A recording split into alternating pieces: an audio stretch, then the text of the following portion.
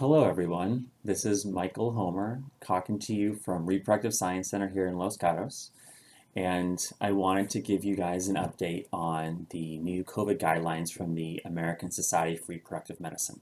And as always, wear a mask, please. Okay. So unfortunately, as we all know, that the U.S. is now the best analogy is the wildfire. There's some strange debates about what embers and flames mean, and COVID's raging, okay, and it's surging again. But I think the wildfire analogy is the most apt because there's hot pockets, there's hot areas, there's certain areas, municipalities or even states where it's on the rise, and others, like say like the Northeast. Shout out to Massachusetts, hometown, which is really trying to keep it under, is doing a pretty good job of keeping it under control, like Rhode Island.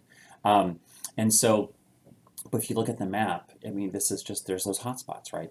And so resources, ICU, hospital beds are being strained in certain areas, and this is just going to keep going, right? There's going to be a new hotspot. It'll get better. Some other spot's going to pop up.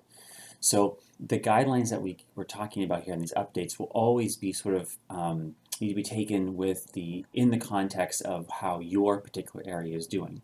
Now I'm talking to you, most likely you live in the Bay Area, so keep up with your own city's data and as well as the local health counties. Okay, so the updates include a couple of different things. A small update is talking about people, with the egg donors.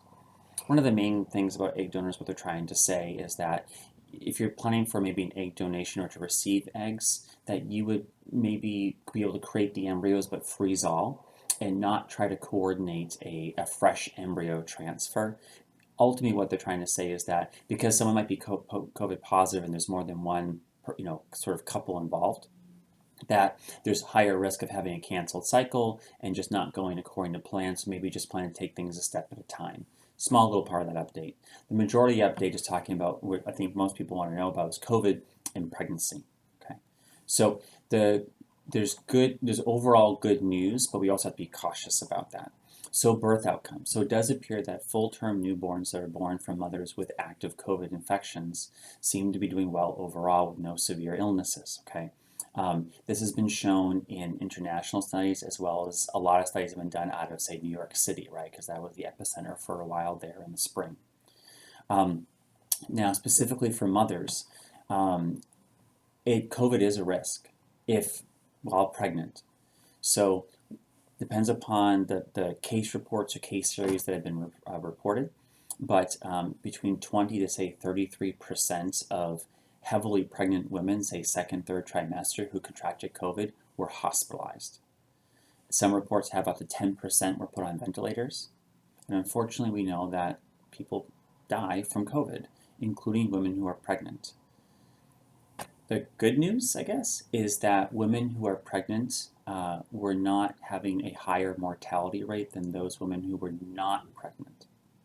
So it doesn't seem to be that the pregnancy itself relays a higher mortality rate or risk, but hospitalizations, maybe because people are being more cautious, just depends when they're being hospitalized, but they are more likely. We do know that respiratory viruses and being pregnant is not the best combination. So women who get the flu, about 25% of women who are pregnant who contract influenza A will unfortunately be hospitalized.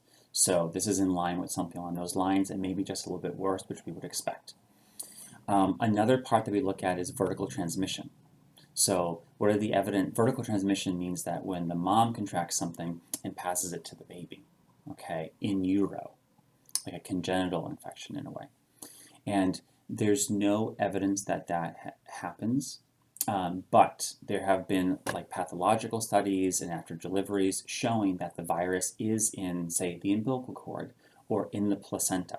These are just individual studies, but there hasn't really been a case where there's been a florid infection in the infant. That's good news. It's not perfect news, though, because we know from experience with other maternal virus infections that women, that infection can affect the fetus inside in long-term health-wise. Again, there's a reason why we call it the novel virus. It's new. We don't fully understand exactly what it does. So the preliminary reports come out that we know that getting COVID while pregnant can lead to a high risk of hospitalization. We do know that, at least so far, that birth outcomes for full term, okay, is that the infants seem to appear to be doing well. And there's no direct evidence right now. It doesn't mean that there can't be. It's really hard to prove something can happen, right? But right now, there's no obvious path that shows that the COVID virus from infection passes from the mom to the fetus inside the uterus. One other point I would like to make this complete is that there is one risk, though, to the baby that can happen with COVID, is that when a mom is infected, say second or third trimester, and maybe not doing well with her lungs or respiratory, because the bulk of the pregnancy of the baby, the uterus, is pushing up on the lungs, sometimes C-sections and or early deliveries are used in order to try to help the maternal outcome. That means that premature deliveries are a bit more common, and in some cases really common, okay? Depends upon and this will change with experience, but initially a lot of premature deliveries were happening with moms with COVID because we didn't know how they were going to progress. So that is, the risk of an early delivery is there with a COVID infection in the second or third trimester, and those are known risks of prematurity for babies born early, okay, in terms of breathing or lungs, how they feed, how long they're in the hospital afterwards, just to kind of convalesce and to kind of grow and get better. So, that's the quick small update about what the latest updates from the ASRM are.